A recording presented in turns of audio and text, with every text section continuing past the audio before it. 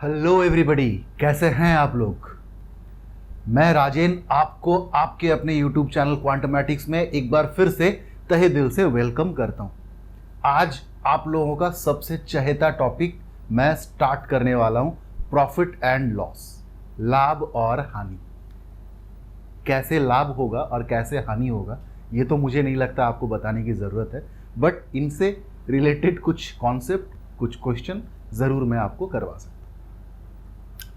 Percentage का ही छोटा भाई है ये। मान लो एक छोटा सा क्वेश्चन मैं लिख के आपके सामने रखूं अगर, कि P का वैल्यू गिवन है 200 और आपको ये बोला है Q is 25% more than P, find P। ये परसेंटेज का एक बहुत बेसिक छोटा सा मैंने क्वेश्चन आपके सामने रखा। क्या नहीं कर पाओगे आप इसे? बहुत आराम से कर लोगे। बहुत सारा तरीका है आपके पास। 25% मीन्स 1/4, यानी कि अगर कोई बेस वाला चीज 4 है तो वो 25% ज्यादा होना मतलब 5 यूनिट है। Q is 25% more than P, यानी कि ये जो 4 है ये P को रिप्रेजेंट कर रहा है, तो ये जो 5 है ये Q को रिप्रेजेंट कर रहा होगा। किसका वैल्यू गिवन है? P का।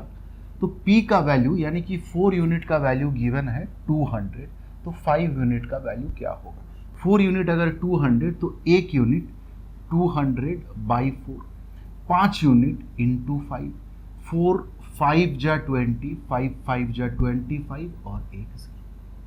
आपको पता भी चला, आपने ये प्रॉफिट एंड लॉस का क्वेश्चन सॉल्व किया। कैसे? ये जो P है भाई यही हमारा कॉस्ट प्राइस है और ये जो Q है यही हमारा सेलिंग प्राइस है। प्रॉफिट एंड लॉस में बेसिकली होता क्या है, हम किसी सामान को कुछ दाम पे खरीदते हैं as a businessman, as a shopkeeper. तो सपोज करो हम किसी सामान को 200 रुपीज में परचेज किए, तो ये हमारे लिए बन गया कॉस्ट प्राइस। हम इसमें अगर 50 रुपीज ऐड करके सेल करने लगे, दैट मीन्स कितने में सेल करने लगेंगे? 250 रुपीज। तो ये क्या हो गया हमारा? ये हो गया सेलिंग प्राइस। ये 50 रुपीज क्या है भाई? ये 50 रुपीज है प्रॉफिट। तो केस प्रॉफिट का भी हो सकता है कि अगर हम इससे बढ़ा करके बेचें। केस लॉस का भी हो सकता है कि हम 200 में किसी सामान को खरीदे और 50 रुपीज नुकसान करके यानी कि कम करके बेचे, तो 150 में बेच रहे होंगे। तो माजरा सारा CP, SP और प्रॉफिट का ही है। अब रहा बात, अब बेसिक छोटा छोटा सवाल कैसे बनेगा कि आपको परसेंटेज प्रॉफिट पूछा जाएगा। तो परसेंटेज प्रॉफिट हो चाहे परसेंटेज लॉस हो, आपको देखना होगा कि प्रॉफिट क्या केस है। तो प्रॉफिट कितना है? 50 रुपीज। अच्छा, नीचे किसको लिखें? नीचे हम उसको लिखेंगे ये 50 रुपीज जिसका असर है। ये 50 रुपीज हमने 200 इन्वेस्ट करके कमाया, तो ये 50 200 पे आया, तो नीचे हम किसको लिखेंगे? 200 को into 100। That means 25% is our profit percentage. अगर लॉस होता तो हम इस तरह से कैलकुलेट कर रहे होते, यानी कि प्रॉफिट परसेंट हो चाहे लॉस परसेंट हो, बेस क्या बनाएंगे हम? कॉस्ट प्राइस को। परसेंटेज प्रॉफिट या परसेंटेज लॉस जब कैलकुलेट करेंगे तो नीचे हम किसको लिखेंगे? Cost price. क्लियर? अब आते हैं वापस इसी क्वेश्चन में। आप एक बार इसको रियलाइज करके देख लो। मैंने 200 रुपया इन्वेस्ट किया और कुछ दाम में बेचा और वो दाम 25% ज्यादा है मेरा इन्वेस्टमेंट से, मेरा कॉस्ट प्राइस से। मैं आपको पूछ रहा हूं, सॉरी मैंने यहां पे लिख दिया फाइंड P। मैंने आपको पूछा कि फाइंड Q, यानी कि Q का वैल्यू क्या होगा? दैट मीन्स सेलिंग प्राइस क्या होगी। क्लियर हो रही है बात? तो इस इंट्रोडक्शन के बाद चलते हैं हम लोग, सीखेंगे बारी बारी से कि प्रॉफिट एंड लॉस के क्वेश्चन को जब वो छोटे छोटे सवाल बन करके हमारे सामने आएंगे तो हम कैसे डील करें, फिर धीरे धीरे अंदर जाते जाएंगे। ठीक है, चलिए बढ़ते हैं आगे। आपको फिलहाल मैं ये बताना चाहता हूं कि अगर कॉस्ट प्राइस गिवन रहेगा, सेलिंग प्राइस कैसे निकाले, या सेलिंग प्राइस गिवन रहेगा, कॉस्ट प्राइस कैसे निकाले, प्रोवाइडेड कि आपको परसेंटेज प्रॉफिट और परसेंटेज लॉस ये गिवन होगा। कितने तरीके से हम इसका कैलकुलेशन को कर सकते हैं। तो सबसे पहला मेथड मैं आपके सामने रखने के लिए एक छोटा छोटा एग्जांपल यूज कर रहा हूं। सपोज करिए कॉस्ट प्राइस दिया है 200 रुपीज, परसेंटेज प्रॉफिट दिया है 10%, आपको सेलिंग प्राइस पूछा है। सिमिलरली कॉस्ट प्राइस दिया है 200, परसेंटेज लॉस दे दिया 10%, सेलिंग प्राइस क्या हो। अब तक ये जो दो एग्जांपल मैंने रखा, इसमें कॉस्ट प्राइस दिया है, सेलिंग प्राइस निकालना है। अब मैं उल्टा कर रहा हूं। सेलिंग प्राइस दिया है सपोज करिए 220, जिस पे परसेंटेज प्रॉफिट था 10%, आपको कॉस्ट प्राइस निकालना है। नेक्स्ट सेलिंग प्राइस दिया है सपोज करिए 180, परसेंटेज लॉस जिस पे था 10%, आपको कॉस्ट प्राइस निकालना है। पहला मेथड मैं डिस्कस करूंगा, ध्यान से देखना। फर्स्ट मेथड डिस्कस करेंगे। 10% का प्रॉफिट है। 10% का मतलब होता है 1/10 और प्रॉफिट है, यानी कि अगर कॉस्ट प्राइस 10 यूनिट रहा होगा तो सेलिंग प्राइस कितना होगा भाई? 11 यूनिट, यानी कि 1 यूनिट जो है ये प्रॉफिट है। क्या गिवन है आपको? कॉस्ट प्राइस का यूनिट, यानी कि 10 unit is given as 200 rupees. आपको निकालना है selling price, that is 11 unit कितना होगा। तो 10 यूनिट अगर 200, 1 यूनिट 200/10, 11 यूनिट निकालना है तो दैट इज 220 रुपीज। क्लियर हो रही है बात? अगेन लॉस है 10% का, 10% का लॉस। तो इसी से हम आगे बढ़े। अगर 10% का लॉस मीन्स ये, यानी कि अगर कॉस्ट प्राइस का यूनिट है 10, तो सेलिंग प्राइस का यूनिट कितना होना चाहिए भाई? 9 यूनिट। क्यों? क्योंकि हर 10 पे 1 का लॉस है, 1 रुपया का लॉस है। क्लियर हो रहा है बात? सीपी का यूनिट का वैल्यू दिया हुआ है, यानी कि 10 यूनिट अगर 200 रुपीज है, आपको 9 यूनिट का वैल्यू पूछ रहा है। तो 10 unit 200, 1 unit 200/10, 9 unit into 9, that means 180 rupees. Clear हो रही है बात? सेम है। अब आप समझो फिर से, भली क्वेश्चन उल्टा हो गया, बट आपको क्या उल्टा करना है? प्रॉफिट है 10% का, इसी सम लेते हैं। 10% का प्रॉफिट, यानी कि 10 के जगह 1 रुपया बढ़ा करके वो बेच रहा है, यानी कि सीपी का यूनिट है अगर 10, तो एसपी का यूनिट है भाई 11 यूनिट, यानी कि 1 यूनिट, यही प्रॉफिट है। बट अब के बार आपको क्या दिया हुआ है? सेलिंग प्राइस 220, यानी कि आपको 11 यूनिट का वैल्यू दिया हुआ है 220 रुपीज, आपको 10 यूनिट कॉस्ट प्राइस पूछ रहा है। क्लियर? तो 10 यूनिट का वैल्यू क्या होगा भाई? 11 यूनिट अगर 220, तो 220/11, 10 यूनिट यानी कि 10, तो 11 2 जा 22, दैट मीन्स 200। क्लियर हो रहा है बात? अगेन लास्ट क्वेश्चन, 10% का लॉस है। 10% का लॉस, यानी कि अगर सीपी का यूनिट 10, सीपी का यूनिट 10, तो एसपी का यूनिट 9, यही 1 रुपया लॉस है। दिया क्या है? एसपी के यूनिट का वैल्यू, यानी कि 9 यूनिट का वैल्यू 180 रुपीज। 10 यूनिट का वैल्यू क्या होगा? 9 यूनिट का 180, तो 1 यूनिट का 180/9, 10 यूनिट का इंटू 10, 9 2 जा 18, that is your 200 rupees. Clear हो रहा है बात? तो आपको सीपी से एसपी निकालना हो, चाहे एसपी से सीपी निकालना हो, आप होपफुली इस केस को समझ चुके हैं। बहुत ही बेसिक चीजों के साथ मैं आगे बढ़ता हूं, आपको मेरा नेचर पता है, क्योंकि मैं उन लोगों को भी ध्यान में रखना चाहता हूं जो अब तक किसी क्लास को ज्वाइन नहीं किए, ना ऑफलाइन ना ऑनलाइन। उनको ध्यान में रखते हुए मेरा ये फर्ज बनता है कि चूंकि मैं इंट्रोडक्शन कर रहा हूं प्रॉफिट एंड लॉस का, तो जो थोड़े से एक्सपर्ट हैं, जो पढ़ चुके हैं प्रॉफिट एंड लॉस को, उनके लिए नहीं है ये क्लास, बिगिनर के लिए है। बिगिनर जरा ध्यान से देखिए, ठीक है? सेकंड मेथड मैं आपके सामने रखता हूं, तो इसको मैं रब करता हूं, बस इस केस को रखूंगा आपके सामने। क्लियर? तो सेकंड वाले मेथड में जाने के लिए हमें नया कुछ भी नहीं सीखना है। आपको मैंने एक एग्जांपल बताया ना कि अगर P का वैल्यू सपोज करो गिवन है 200 और बोला है कि Q क्या होगा बताओ इफ, मैंने कोडिंग में लिख रहा हूं, Q is 25% more than P। यही क्वेश्चन के साथ मैंने इंट्रोडक्शन किया था। P's value is given, Q is 25% more than P, find Q। यही क्वेश्चन था। तो Q के वैल्यू को 25% का फ्रैक्शन 1/4 लेके भी कैलकुलेट कर सकते हैं, वरना हम ऐसे सोच सकते हैं कि Q P से 25% ज्यादा होने का मतलब, परसेंटेज का पहला क्लास प्लीज आप देख लो, आपको समझ में आ जाएगा। 25% ज्यादा होने का मतलब 125% होना, 25% कम होने का मतलब 75% होना, 20% ज्यादा होने का मतलब 120% होना, 20% कम होने का मतलब 80% होना। सिंपल सी बात है। यानी कि Q इज 200 का 125%। Q 25% ज्यादा है P से, इसका मतलब Q 125% है P का। तो Q इज P का 125%। क्लियर? चूंकि प्रॉफिट था। अब एक बात एज्यूम करो कि अगर Q दिया रहता और मुझे P निकालना पड़ता। एज्यूम क्या करना, सिंपल सा एक बात सोचो कि अब P नहीं पता, बट ये कहा गया है कि Q is 250, also Q is 25% more than P। जानबूझकर मैं परसेंटेज से लिंक करा करके ही आगे बढ़ना चाहता हूं, ताकि प्रॉफिट एंड लॉस एक्चुअली में कोई नया चैप्टर नहीं है, इस बात से आप रूबरू हो पाए। क्लियर?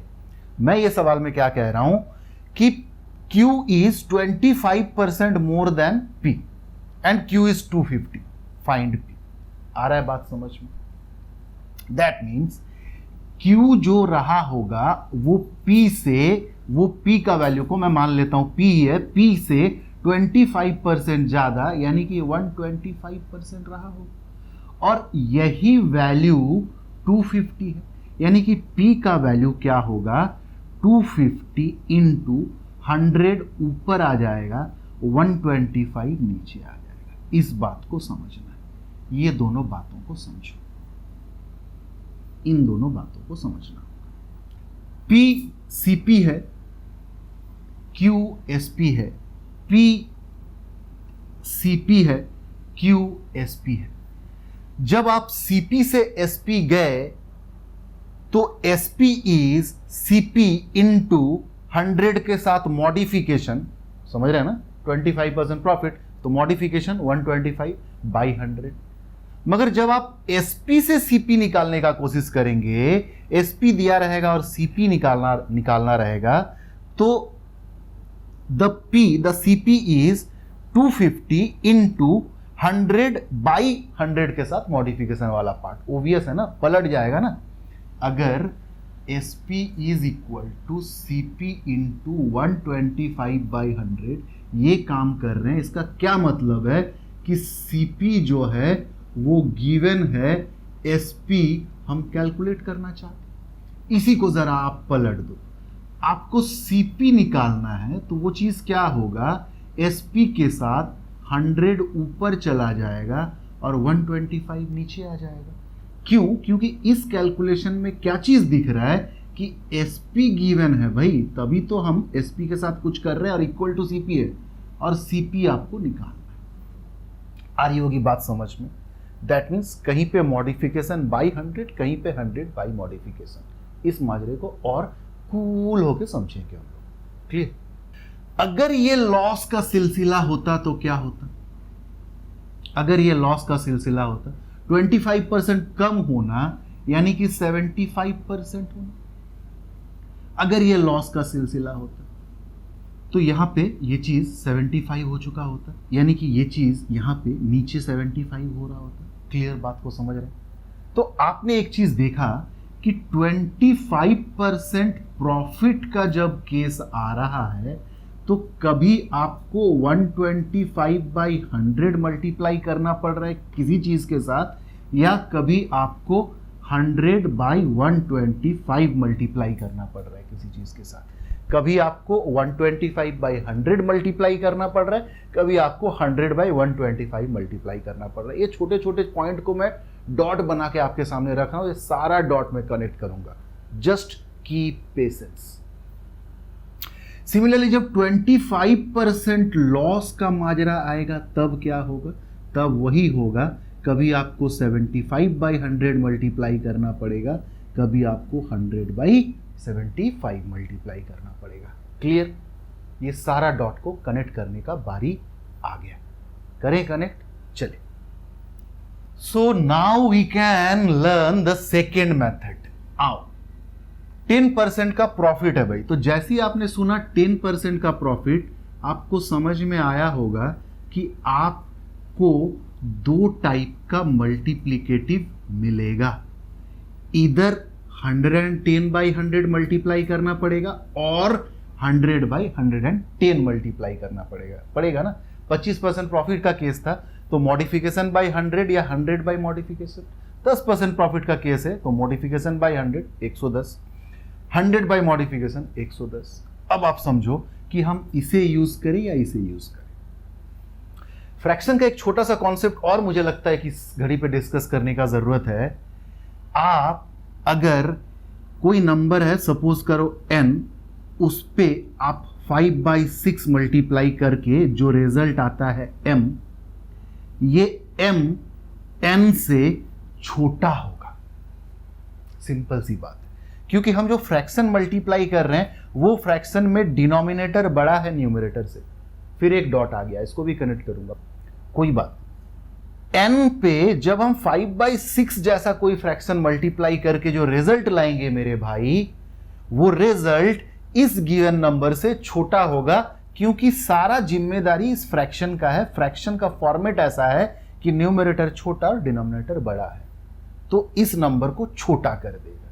वही अगर मैं किसी n में 6/5 मल्टीप्लाई करता, रिजल्ट आता अगर s, तो पता है क्या हो रहा होता, ये s इस n से बड़ा हो रहा होता, क्योंकि सारा जिम्मेदारी मैंने कहा ना फ्रैक्शन का है। ये फ्रैक्शन का फॉर्मेट कैसा है, न्यूमरेटर बड़ा है डिनोमिनेटर से। सिंपल करने के लिए चलो एग्जांपल रख के देख लेते हैं। सपोज करो 30 में मल्टीप्लाई करें अगर 5/6, क्या रिजल्ट आएगा, 6 5 जा 30 यानी कि 25। फ्रैक्शन चूंकि 1 से छोटा था, तो जिस नंबर पे मैंने ऐसा फ्रैक्शन को मल्टीप्लाई किया, रिजल्ट छोटा आने लगेगा। क्लियर? अब इसी 30 को हम 6/5 से मल्टीप्लाई करते हैं। देखो 30 को 5/6 से किए, 30 को अब 6/5 से करेंगे, तो 5 6 जा 30, 6 6 जा 36।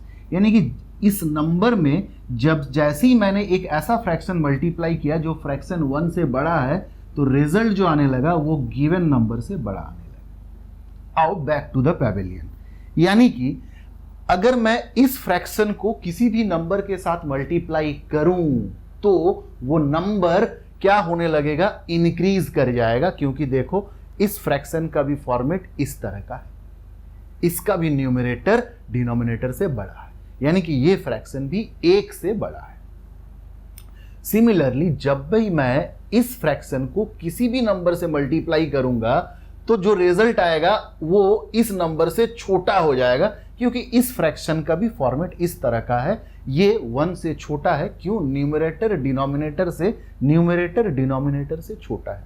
यानी कि जब भी मैं आपको पूछूं कि नंबर को छोटा करना है, इन दोनों में से किसको मल्टीप्लाई करना पसंद करोगे, तो आप कहोगे इसको। नंबर को बड़ा करना है, इन दोनों में से किसको मल्टीप्लाई करना पसंद करोगे, तो आप कहोगे इसको। बस इसी जादुई खेल को मिला करके सीखते हैं सेकंड मेथड। ठीक है, चलो। हाँ, तो हम लोग कहां पे थे, 10% का प्रॉफिट है, यानी कि दो टाइप का मल्टीप्लिकेटिव आ रहा होगा, या तो 110/100 और 100/110, यही हो रहा होगा। अब आप सोचो, किसी बिजनेस में कॉस्ट प्राइस का क्या मतलब होता है कि आपने 200 रुपीज इन्वेस्ट किया और क्या हुआ आपके साथ, प्रॉफिट कमाया आपने, तो जो एसपी आ रहा होगा वो 200 से बड़ा होगा या छोटा। बहुत सिंपल है डिसाइड करना। मेरे बिजनेस में 10% का प्रॉफिट आया है, तो मेरा जो सेलिंग प्राइस होगा ओबियस है वो कॉस्ट प्राइस से ज्यादा होगा। तो अगर ये कॉस्ट प्राइस से ज्यादा है, 10% प्रॉफिट का टर्मिनोलॉजी से आपको समझ में आ गया, इन दोनों में से किसी एक चीज को चुनना होगा। तो ये जो सेलिंग प्राइस होगा मेरे भाई, ये 200 को ज्यादा करना है, यानी कि इसको मल्टीप्लाई कर रहे होंगे। Clear? Your answer is 220 rupees. Hopefully आपको मेरा बात और वो सारा डॉट जो मैंने खाली छोड़ रखा था, अब मैं जो कनेक्ट कर रहा हूं आपको समझ में आ रहा होगा। क्लियर? चलिए बढ़ते आगे उसी तरह से। अब मगर 10% लॉस का बात कर रहा है, 10% लॉस का बात कर रहा है, यानी कि 90/100 एक मल्टीप्लिकेटिव हो सकता है या एक मल्टीप्लिकेटिव हो सकता है 100/90। 10% लॉस के केस में यही दोनों में से कोई एक चीज होगा। अब आप सोचो, किसी बिजनेस में सीपी यानी कि 200 आपने इन्वेस्ट किया, नुकसान हो गया 10% का, तो जो सेलिंग प्राइस आ रहा होगा वो ऑब्वियस है ना कि इससे छोटा आ रहा होगा। यानी कि आपको 10% लॉस के केस में, 10% लॉस का केस ये है, 10% लॉस के केस में 200 को छोटा करना है। तो ये सेलिंग प्राइस क्या हो रहा होगा भाई, 200 इंटू इन दोनों में से किसको सिलेक्ट करोगे कि ये 200 छोटा हो जाए, तो ऑब्वियस है ना 90/100 को। क्लियर हो रहा है बात? यानी कि योर आंसर इज 180। आप मैच करते चलना, इससे पहले भी यही आया होगा। अगेन 10% प्रॉफिट का केस, 10% प्रॉफिट का केस जैसे ही आया तो आपको समझ में आ रहा होगा इन्हीं दोनों में से कोई एक चीज को यूज करना है। बट अब आप सोचो क्या दिया हुआ है, किसी बिजनेस में मैंने रेवेन्यू कमाया 220, मेरे पास 220 आया, कब?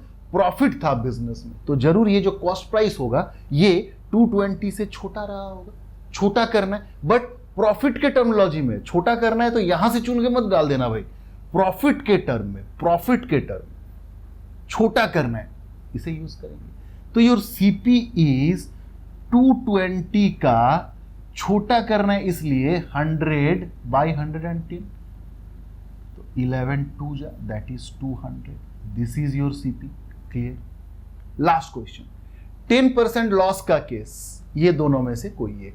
अब आप सोचो, सेलिंग प्राइस यानी कि बिजनेस में मैंने लाया रेवेन्यू 180 जिसमें नुकसान था, यानी कि जो मैंने इन्वेस्ट किया था वो जरूर इस सेलिंग प्राइस से ज्यादा रहा होगा, तो हमें इस चीज को बढ़ाना है लॉस के टर्मिनोलॉजी में, लॉस के टर्मिनोलॉजी में। यानी कि जो कॉस्ट प्राइस रहा होगा वो 180 को बड़ा करना है। बड़ा कब होगा भाई? जब हम 100/90 करेंगे, 100/90 करेंगे। यानी कि योर आंसर इज 9 2 जा 18, दैट इज 200। तो घूम फिर के हम लोग करें क्या अब तक कि फर्स्ट और सेकेंड मेथड हमने देख लिया कि प्रॉफिट एंड लॉस के बेसिक काम को कैसे किया जाता है। ठीक है, कुछ क्वेश्चन आज के क्लास में प्रैक्टिस कर लेते हैं, फिर हम लोग आएंगे टाइप वाइज कि किस किस टाइप के, किस किस वैरायटी के क्वेश्चन प्रॉफिट एंड लॉस के अंदर बन सकते हैं। ठीक है, चलिए बढ़ते हैं आगे। आज के क्लास का first question, a man bought 20 dozen eggs for ₹720. What should be the selling price of each egg if he want to make a profit of 20%? एक पर्सन है जिसने खरीदा 20 डजन एग, अंडा 720 रुपए में। क्या होना चाहिए सेलिंग प्राइस एक एग का, एक अंडे का, if you want to make a profit of, अगर उसे 20% का प्रॉफिट चाहिए। आओ करते हैं। इस क्वेश्चन में भी पता नहीं मतलब का होगा या नहीं, बट मुझे लगता है बहुत सारी चीजें आपके मतलब का होना चाहिए, मैं उस पर भी बात करूंगा, बट पहले सॉल्व कर लेता हूं। जब खरीदा तो 20 डजन एग का प्राइस 720 रुपीज में। आपसे पूछा है कि एक पीस का सेलिंग प्राइस क्या होना चाहिए अगर उसे 20% का प्रॉफिट चाहिए। क्वेश्चन के आर्किटेक्चर को मैंने लिख दिया, आप समझ लो। सिंपल है, देखो 20 डजन का कॉस्ट प्राइस 720, तो 20 डजन का सेलिंग प्राइस क्या होना चाहिए? 720 इंटू 20% का प्रॉफिट चाहिए ना, प्रॉफिट चाहिए, यानी कि या तो 120/100 मल्टीप्लाई करना पड़ सकता है या तो 100/120 मल्टीप्लाई करना पड़ सकता है। आपको प्रॉफिट कमाना है तो सेलिंग प्राइस को इससे ज्यादा करना होगा, that means we will choose this 120/100। Clear? तो ये आपका आंसर आ रहा होगा। आप 72 इंटू 12 ही रख दो, खामखा मल्टीप्लाई क्यों करें? क्यों? मैंने इसलिए ऐसा बोला क्योंकि आपको 20 डजन का सेलिंग प्राइस पता चला है ना, फायदा नहीं है ना इससे। आपको एक पीस का सेलिंग प्राइस निकालना है। तो एक पीस का जो सेलिंग प्राइस होगा मेरे भाई वो 72 इंटू 12 बाई, देखो ध्यान से, 20 डोजन का इतना दाम है। तो अगर मैं एक पीस नहीं बल्कि एक डोजन का निकालना चाहता तो हमें नीचे 20 से डिवाइड करना पड़ेगा। 20 डोजन का इतना, तो एक डोजन का डिवाइड करना पड़ेगा 20 से। एक डोजन यानी कि 12 पीस। अब 12 पीस का दाम इतना, मुझे चाहिए एक पीस का, तो मुझे इसमें से फिर 12 डिवाइड करना पड़ेगा। क्लियर हो रहा है बात? फाइनली देखो, 20 डोजन का दाम अगर इतना, तो 1 पीस का 20 डोजन को पहले एक डोजन में लाया और एक डोजन से एक पीस के लिए मैंने 12 फिर से फर्दर डिवाइड कर दिया। तो 12 स्वाहा, 2 10 जा, 2 36 जा, यानी कि 3.6 रुपीज पर पीस का सेलिंग प्राइस होना चाहिए। क्लियर? इस क्वेश्चन को हम इस तरह से भी कर सकते थे कि 20 डोजन का कॉस्ट प्राइस दिया हुआ है और मुझे पूछा है पीसेस में, तो पहले क्यों ना हम पीस में ले आए। 20 डोजन का कॉस्ट प्राइस है 720, तो एक डोजन का कॉस्ट प्राइस क्या होगा भाई? तो आप बोलोगे 720/20। सिमिलरली एक पीस का कॉस्ट प्राइस क्या होगा भाई? तो डिवाइडेड बाय 12।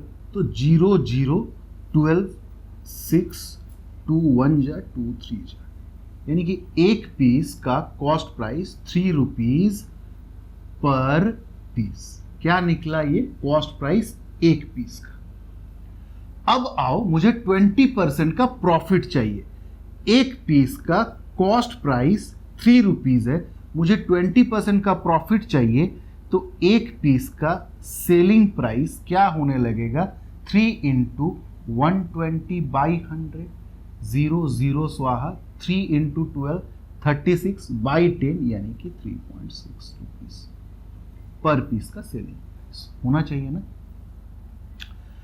एक छोटा सा केस जो मैं क्वेश्चन को स्टार्ट करने से पहले बात कर रहा था कि पता नहीं मतलब का होगा या नहीं, बट मुझे लगता है मतलब का है। वो क्या?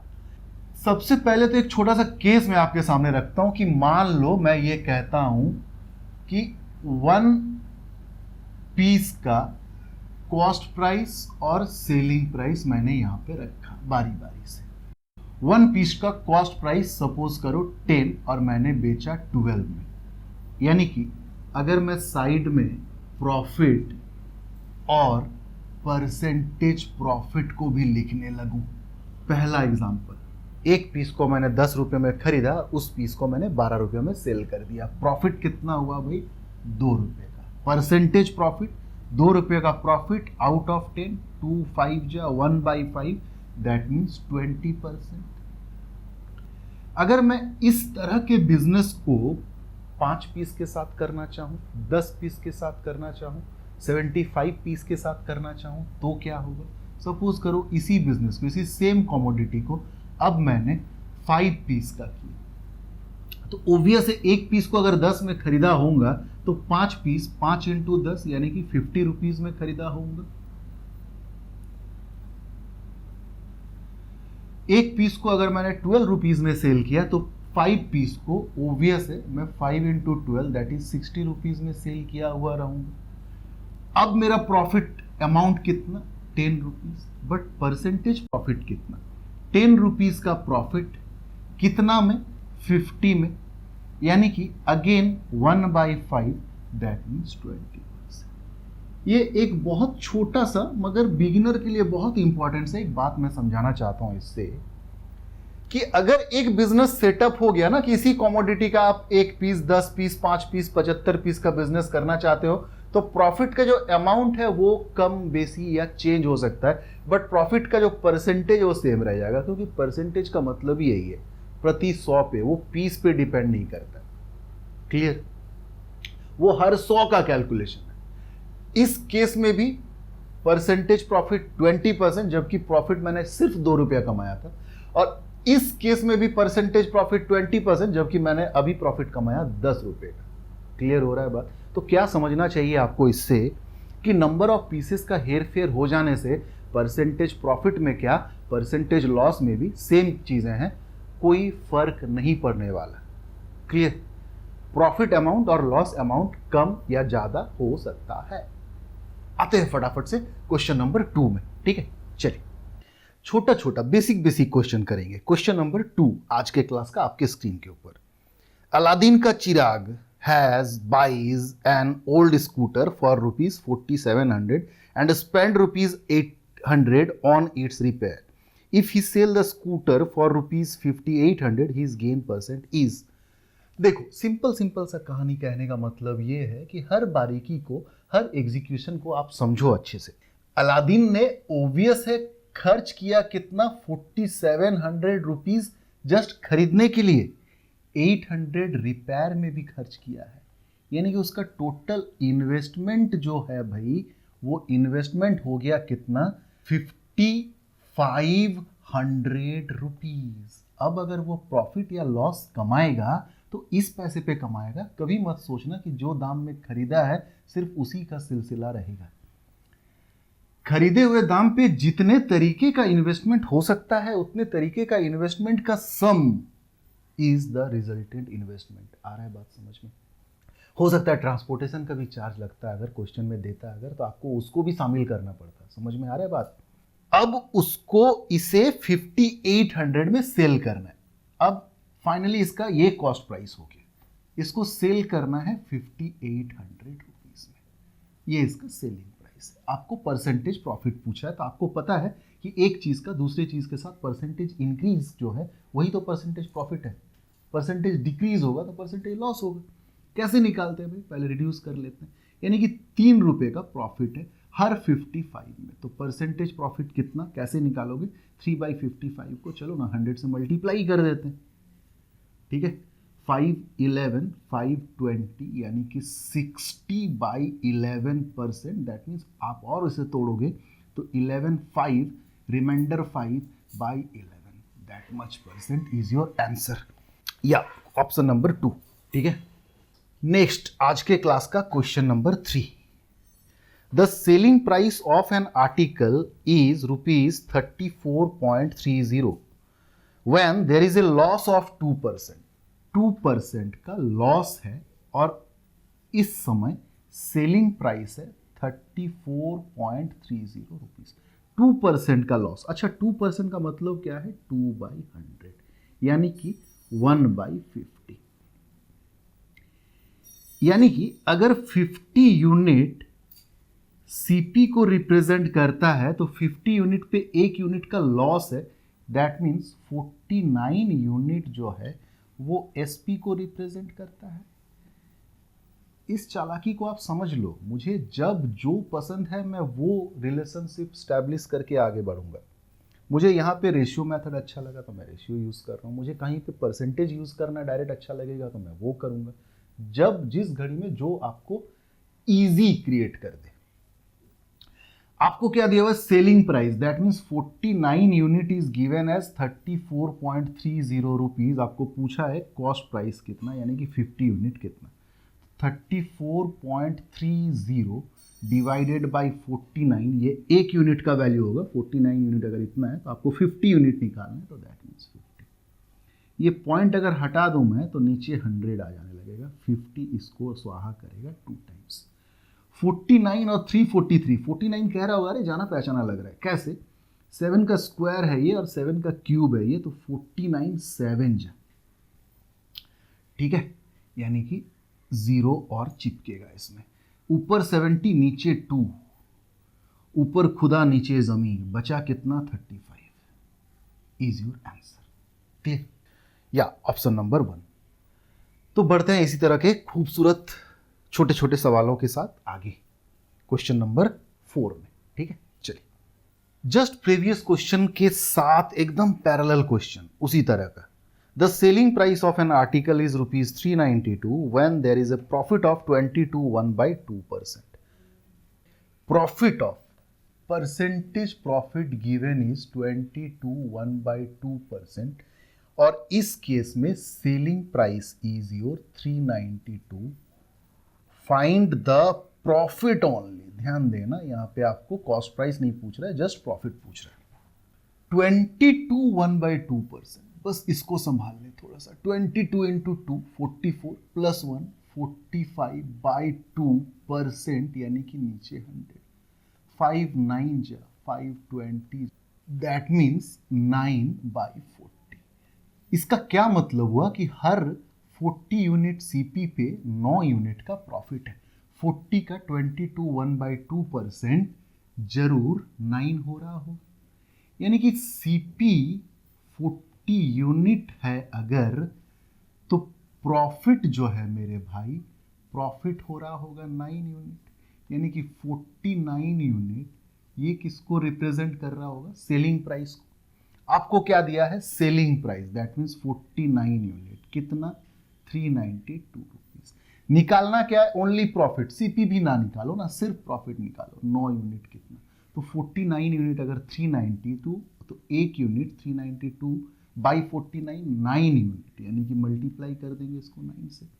49 इसको 8 टाइम में रिड्यूस कर रहा है, देखो 8 9 जा 72, 7 8 4 जा 32 प्लस 7 39, यानी कि योर आंसर इज 8 9 जा 72 रुपीज। 72 रुपीज का प्रॉफिट है। क्लियर?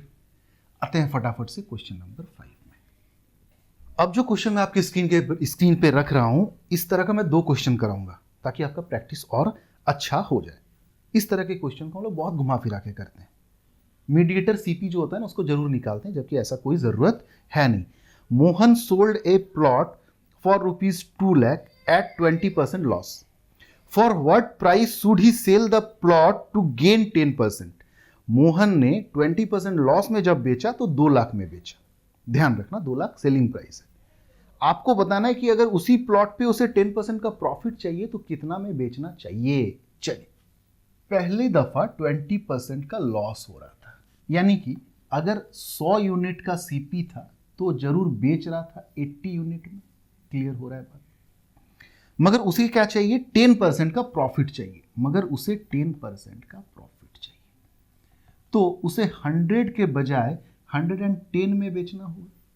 मैंने देखो यहां पे जानबूझकर 20% का फ्रैक्शन नहीं लिया, क्योंकि फ्रैक्शन लेता तो मुझे इन दोनों चीजों को कुछ ना कुछ मल्टीप्लाई करके सेम करना होता। आ रही है बात समझ में? क्यों सेम करना होता? क्योंकि ये एक ही चीज को मैं बताना चाहता हूं कि एक चीज है। देखो दोनों का प्राइस 100 है, दोनों का प्राइस 100 है, यहां भी 100 यहां भी 100, यानी कि एक सामान, एक प्लॉट ऑफ लैंड जिसका दाम था 100 रुपीज, अगर 80 में बेचे पहला केस, 110 में बेचे दूसरा केस, यानी कि ये 2 डिफरेंट केस का सेलिंग प्राइस है। यानी कि उसे 80 के बजाय बेचना चाहिए 110 रुपया में। ये पहला केस का सेलिंग प्राइस, ये दूसरे केस का selling price.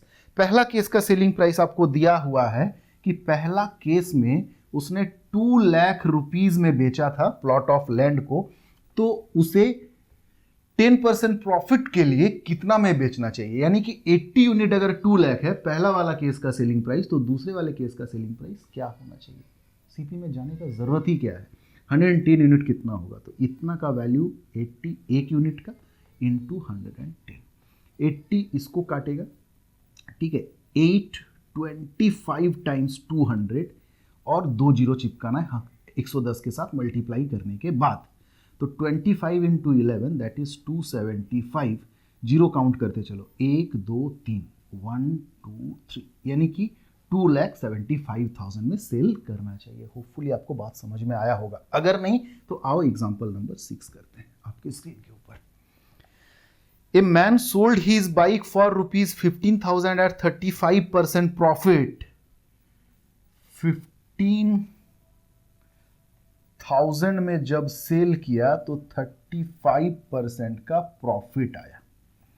Eight what price should he sell? किस प्राइस में सेल करना चाहिए? ध्यान रखना, ये पहला केस का सेलिंग प्राइस दिया हुआ है, आपको दूसरे केस का सेलिंग प्राइस पूछ रहा है कि उसे 10% का लॉस हो जाए। ऐसा तो कोई आदमी सोचता नहीं है जनरली, बट सवाल है ना, सवाल में कहता है कि एक आदमी 1 ट्रक मैंगो खरीदा, तो खरीदा, आप उसके विचार नहीं कर सकते क्यों खरीदा।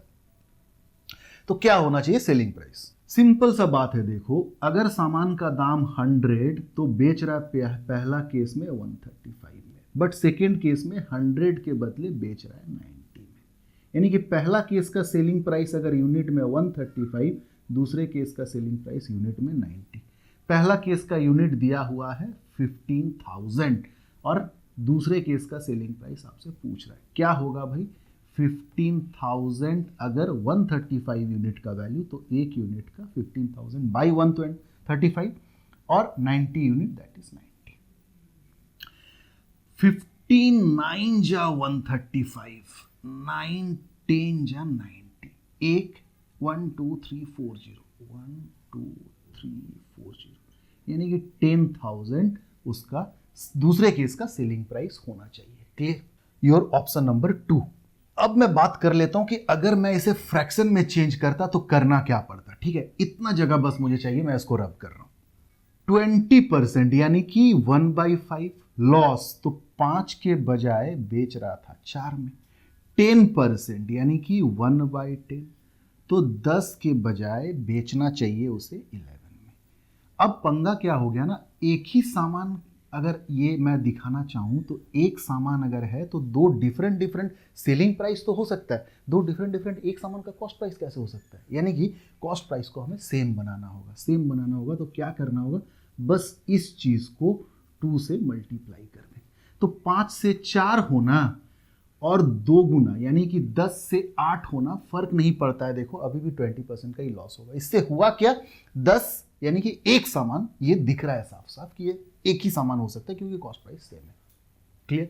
तो उसे 8 के बजाय 11 में बेचना चाहिए। क्लियर? 8 यूनिट का वैल्यू दिया हुआ था 2 लाख, आपको 11 यूनिट का वैल्यू पूछा है, क्या होगा, this divided by 8 into 11। Solve कर लेंगे आप, वही आंसर आएगा जो इससे पहले आया था। इसलिए मैं कहता हूं कि इस टाइप के क्वेश्चन में फ्रैक्शन मत लेके चलो, आप 100 लेके चलो तो आपको अलग से सेम करने का नौबत नहीं आएगा। क्लियर? बढ़ते हैं आगे क्वेश्चन नंबर आई थिंक 6 7 में। ठीक है, चलिए now is your question number 7, है ना, बिल्कुल सक्सेशन पे बेस्ड है। देखो हर तरह का क्वेश्चन मैं उठाऊंगा। क्वेश्चन आपकी स्क्रीन के ऊपर कह रहा है, if the manufacturer gain 10%, the wholesale dealer 15% and the retailer 25%, then the cost of production of the table, the retail price of which is 1265 rupees। देखो पहले तो कुछ प्राइस था, इस प्राइस पे मैन्युफैक्चरर ने गेन किया 10%, यानी कि ये प्राइस 10% से इंक्रीज हो गया, कुछ और बन गया। फिर होलसेल डीलर 15%, होलसेल डीलर ने इसे 15% फिर बढ़ा के इस प्राइस में बेचा। एंड द रिटेलर 25%, रिटेलर ने 25% फिर बढ़ा के इस दाम में बेचा। Then the cost of production, manufacturer ने इसे कितने में बनाया था, कितना रुपीस में, the retail price of which is rupees 1265। आ रही है बात समझ में? सारा परसेंटेज का केस है। 10% दैट मीन्स 1/10, 15% 5 3 5 20, 25% 1/4। 10 रुपए का सामान 11 बनने लगा मैन्युफैक्चरर के प्रॉफिट के वजह से, 20 रुपए का सामान 23 बनने लगा होलसेल डीलर के वजह से, और 4 रुपए का सामान 5 बनने लगा रिटेलर की वजह से। क्या कुछ रिडक्शन हो सकता है? हाँ हो सकता है, 5 2 जा और कुछ नहीं, तो 4 2 जा 8, 8 2 जा 16, 160। ये बन रहा होगा 23 इंटू 11 यानी कि 253। तो एक 160 रुपीज का आइटम जो यहां से चला था, 3 बार प्रॉफिट कमाए जाने के बाद वो 253 बनने लगा। आपसे क्या पूछा है कि अगर ये 253 यूनिट ये 1265 रुपीज है तो इस 160 यूनिट का वैल्यू क्या होगा। तो आप समझ रहे हैं 253 यूनिट का अगर इतना, तो एक unit this divided by 253, 160 unit यानी कि 160। 5 टाइम्स में इसको काटेगा, 16 इंटू 5 दैट इज 80 और 0, 800 rupees. This is your answer. Clear? Next same question में जानबूझ कर लाता हूं। This is your question number 7। Now question number 8। A sold an article to B at 15% profit. A ने किसी सामान को बी को बेचा 15% के प्रॉफिट में। Be spend ₹330 on it's repair, यानी कि बी ने फिर बी के पास ही था बट डेटा में ₹330 और खर्च हुआ, यानी कि बी का कॉस्ट प्राइस और थोड़ा सा बढ़ेगा। And sold it to C at 8% profit. अब बी ने छोड़ा सी के पास कितने प्रॉफिट के साथ? 8% प्रॉफिट के साथ। If C purchase is for ₹1350, C का परचेज प्राइस अगर 1350, देखो सी ने बेचा नहीं है ना, तो ये सी का सीपी होगा। Then what is the CP of A ने कितना में खरीदा था? तो अब देखो इससे पहले वाले परसेंटेज के क्लास में, मतलब जिसमें लास्ट हुआ परसेंटेज का 11 नंबर, शायद आपने इस तरह का माजरा देखा होगा। बहुत सिंपल है, देखो 15%, यानी कि 5 3 5 20 डेटा में है, कुछ नहीं कर सकते, 4 दूनी 8 4 25, यानी कि ₹20 का सामान 23 में सेल हुआ। अगली बारी मुझे नहीं पता किससे क्या, बट ₹330 इसमें इन्वेस्ट हो गया। फिर बी ने सी को बेचा 25 के बदले 27 में। कुछ हो सकता है क्या? नहीं हो सकता। और ये दाम दिया हुआ है 1350। निकाल करके देख लो आप परसेंटेज का 11 नंबर क्लास, तो आपको समझ में आ जाएगा। यानी कि 27 यूनिट अगर इतना, तो 25 यूनिट पता चल जाएगा। 27 में जस्ट 5 टाइम मल्टीप्लाई हुआ है और एक जीरो, तो इसमें 5 मल्टीप्लाई करेंगे तो 125, एक जीरो, डायगोनल एलिमेंट सेम होता है, यानी कि ये 1250 ही रहा होगा। एक ऐसा पैसा, एक ऐसा unit of money, amount of money जिसमें 330 ऐड होने के बाद 1250 बना है, यानी कि ये जरूर 920 रहा होगा। 920 में इतना ऐड होने के बाद 1250, डायगोनल एलिमेंट सेम होता है, यानी कि यहाँ पे ये जो 23 यूनिट है ये 920 रुपीज़ के बराबर। जिनके लिए पहला क्लास है उनको थोड़ा सा प्रॉब्लम होगा, इसलिए मैं सजेस्ट करता हूँ कि आप परसेंटेज का लास्ट क्लास, जो क्लास नंबर 11 है, उसको देख लो। 23 यूनिट अगर 920, तो 20 यूनिट कितना भाई? तो आप बोलोगे 920 बाई 23 इंटू 20, 23 4 जा, यानी कि 4 2 जा 8, 800 इज योर आंसर। तो ए का जो परचेज प्राइस था वो 800 रुपीज था। क्लियर? तो सक्सेशन पे बेस्ड भी 2 क्वेश्चन हमने देख लिया। अब आते हैं क्वेश्चन नंबर 9 में और देखते हैं उसमें और नया क्या सीख सकते हैं। ठीक है, चलिए नेक्स्ट आज के क्लास का क्वेश्चन नंबर 9। देखो होता क्या है ना, मैंने आपको बताया कि कैलकुलेशन हमेशा परसेंट प्रॉफिट परसेंट लॉस का होना चाहिए सीपी में। अगर किसी ने गलती से एसपी के ऊपर कर दिया तो मिस्टेक हो जाएगा, उसी पे बेस्ड क्वेश्चन है। A man find his gain is 20% when calculated on the selling price। एक पर्सन ने, question number 9, percentage profit calculate करा 20%, बट परसेंटेज प्रॉफिट को जो कैलकुलेट किया ना ऑन एसपी पे किया, यानी कि ये 20% जो 20/100 दे रहा होगा ऑन एसपी पे कैलकुलेट करना, मतलब क्या कि नीचे उसको सीपी रखना चाहिए ना, आप जानते हो, उसने एसपी ले लिया होगा, यानी कि एसपी 100 था, प्रॉफिट 20 था, तो सीपी जरूर 80 रखा होगा। परसेंटेज प्रॉफिट के कैलकुलेशन में ऊपर 20 का प्रॉफिट, नीचे रखना चाहिए 80। ये है एक्चुअल करेक्ट कैलकुलेशन। बट ये क्वेश्चन के मुताबिक उस पर्सन ने गलती क्या करी थी, परसेंटेज प्रॉफिट जब कैलकुलेट किया था ऊपर तो प्रॉफिट ही रखा था, but he calculated it on SP, यानी कि नीचे 100 रख लिया था, जिस वजह से उसका आंसर आया था 20%, जो कि गलत था। आपको सही निकालना है। 24 times 1/4 that is 25% is the actual percent profit. I hope आप बात को समझ चुके हैं और इस तरह के क्वेश्चन को बहुत आसानी से आप कर भी सकते हैं। इसी तरह क्वेश्चन और बोल सकते हैं कि percent loss 20% when calculated on SP, find the percentage actual percentage loss. अगर इसी क्वेश्चन को मैं ये कर दूं कि अ मैन, देखो बस आपका प्रैक्टिस को अच्छा करने के लिए मैं कर रहा हूं, a man find his loss is 20% when calculated on SP, यानी कि परसेंटेज लॉस तो कैलकुलेट किया 20%, बट ऑन एसपी कर दिया, यानी कि एसपी अगर 100 तो नुकसान 20 रुपीज का, यानी कि कॉस्ट प्राइस इज 120। तो परसेंटेज लॉस का जो कैलकुलेशन एक्चुअल होना चाहिए ऊपर 20 नीचे 120, परसेंटेज लॉस हो चाहे परसेंटेज प्रॉफिट हो, always should be calculated over CP. But उसने गलती क्या करी थी, परसेंटेज लॉस कैलकुलेट करते समय नीचे 100 रख लिया था, इसलिए उसका गलती से 20% आ गया था। आप करेक्ट वाला बताओ। 20 6 time 1/6 that is 16.66% is his actual percentage loss. ठीक है, एक क्वेश्चन और करते हैं और आज के क्लास को खत्म करते हैं। होपफुली आपने प्रॉफिट एंड लॉस का जितना मेजर कॉन्सेप्ट था छोटे छोटे क्वेश्चन के साथ आपने उसके सहारे आपने सीख लिया। अब इसके बाद जो पार्ट आएगा वो सिलसिलेवार ढंग से अच्छे अच्छे क्वेश्चन को लेकर के मैं आऊंगा। ठीक है, चलिए एक क्वेश्चन और। क्वेश्चन नंबर 10 है the selling price of an article including the sale tax is ₹616। आज के क्लास का अंतिम सवाल। Selling price of an article including the sale tax is ₹616। The rate of sale tax is 10%। Sale tax 10% का। If the shopkeeper has made a profit of, अच्छा profit भी कमाया उसने इस बिजनेस में, कितने का? 12% का। आपको क्या निकालना है? कॉस्ट प्राइस निकालना है।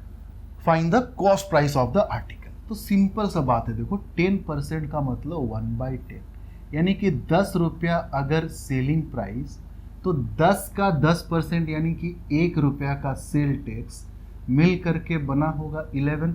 ये सारा चीज जो मैंने लिखा वो यूनिट में लिखा, तो यही 11 यूनिट आपका 616 को दिखा रहा होगा, आपको सेलिंग प्राइस यहां से मिल जाएगा। तो 616 अगर 11 यूनिट का वैल्यू है तो 10 यूनिट का वैल्यू यानी कि दिस, यानी कि किसका वैल्यू निकलेगा? आपका सेलिंग प्राइस का। 11 616 को काटेगा 5 बचा 6 दैट इज 6, यानी कि 560 rupees is the selling price. अब बारी है कि प्रॉफिट भी तो दे रखा है 12%, तो कॉस्ट प्राइस क्यों नहीं निकाल सकते? यानी कि अब ये एक बहुत सिंपल सा क्वेश्चन हो गया कि selling price is 560 where percent profit is 12%, cost price कितना? पॉज करो, सॉल्व करो और फिर मेरे साथ आओ। 12%, 4 3 4 25, यानी कि 25 पे 3 का प्रॉफिट, यानी कि 25 यूनिट अगर सीपी है, 3 यूनिट का अगर प्रॉफिट है, दैट मीन्स 28 यूनिट का बन रहा होगा सेलिंग प्राइस। यही 28 यूनिट दिया है 560, तो 25 यूनिट कितना? That means 560 by 28 is your 1 unit का value into 25 is your 25 unit का वैल्यू, यानी कि क्या निकल रहा है? ये कॉस्ट प्राइस। 28 2 टाइम 25 इंटू 2 50, यानी कि 500 rupees is the answer of this question. Clear? Option number 1। तो उम्मीद करता हूं कि डिले ही सही, बट प्रॉफिट एंड लॉस का जो आपके तरफ से बहुत ज्यादा डिमांड आ रहा था कि सर प्रॉफिट एंड लॉस डालो, तो लेट से ही सही मैंने डाला। अब आप पढ़ना स्टार्ट करो। ठीक है, आगे कई सारे एग्जामिनेशन आने वाले होंगे, तो अब तक के लिए इतना ही guys. Next profit and loss का वीडियो नंबर 2 लेकर के मैं बहुत जल्द आपके सामने पेश करूंगा। तब तक के लिए टाटा, टेक केयर। बट हाँ, सब्सक्राइब करना, शेयर करना, कमेंट करना, लाइक करना मत भूलना। डिसलाइक ही कर दो बट करो। ठीक है, अपने दोस्तों को बताओ। चल बाय बाय।